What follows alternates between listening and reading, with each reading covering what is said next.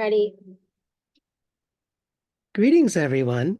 So I'm here with Lisa Weinert, who's written a marvelous book that she'll show you a copy shortly, and in fact, maybe perhaps now.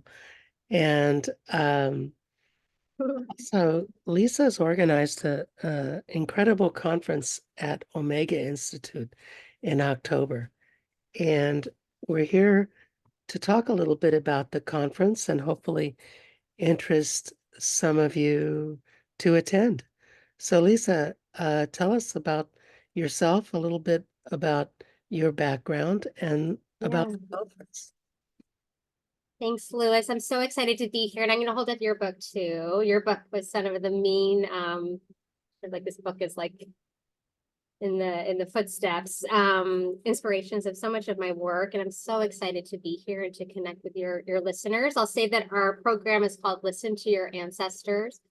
It's at Omega Institute in Rhinebeck, New York. It's about 90 miles north of New York at the beautiful Omega campus. And it's October 18th to the 20th, just to sort of share some of those stats. And we'll share the link in the chat and follow up and that kind of thing. Yeah, so a little bit about me is that I've spent my life really around stories. I'm the daughter and granddaughter of authors and storytellers, and also before then, my great grandmother signed her name with an X, and I just really, because she was illiterate, not just for fun, but I just grew up knowing that storytelling and writing in particular was a birthright that I was destined to protect and really explore. For me personally, in my work, I look at storytelling, especially through the act of writing and developing a path of compassionate listening to other people's stories. So much that I've learned from you is the keyhole to healing and personal liberation and connection. My background is in book publishing. I spent a few decades working at major corporate publishers, including Random House, where I worked as an editor and publicist. And alongside my publishing track, I had a deep interest in yoga and mindfulness and became a yoga teacher and mindfulness teacher with certifications in trauma-informed yoga, restorative and therapeutic yoga. And over time, I developed a program called Narrative Healing, which is a mind-body approach to storytelling. And the idea is that we're all walking around, that our stories live in our bodies, and that we're walking around with sort of like huge archives and libraries of stories that a lot of the time we're not aware of because we're caught up in stress or fight, flight, or any number of distractions or mental afflictions. And then in order to release our stories, we need to move. And so it's an embodied approach to writing. And that's what my book is about and my program is about.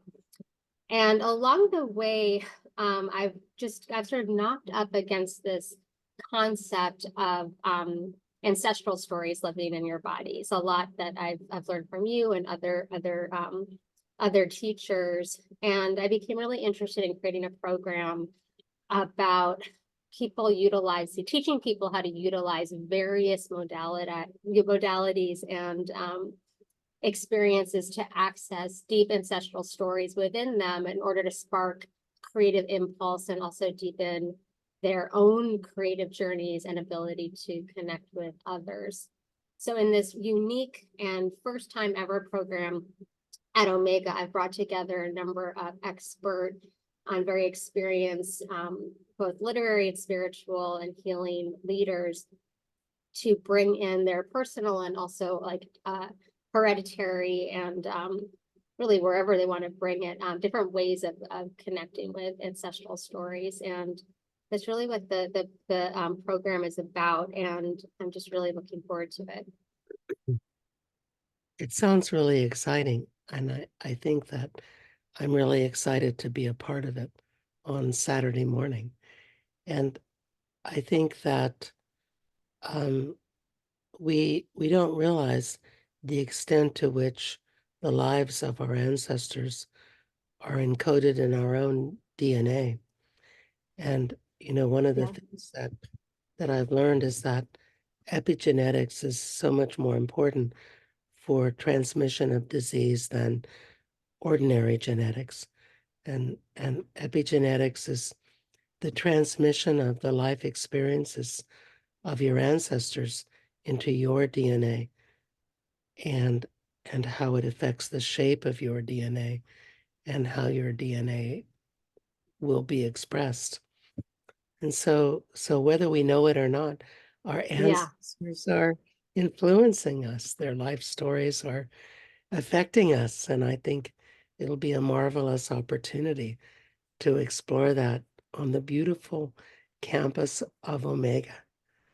Yeah, And so when I was doing, just to jump in a second, when in my book, I interview a number of people, and there's sort of around 25 or so other voices that I bring in. And as I was talking to people, especially you and Kim Tai, who is a Vietnamese American writer, pop culture writer, and also Buddhist teacher in the Plum Village lineage, I started noticing really different and dynamic ways that people were sharing about how they personally connected to their ancestors that were often very visceral, like a sense of like when you lift your shoulders or like you get a certain like wind across your skin, there's a sense of your ancestor speaking to you, or a or sort of a movement. It's sort of the same way in a more vernacular way when you see siblings or cousins sort of, or people just sort of grown up in the same kind of area.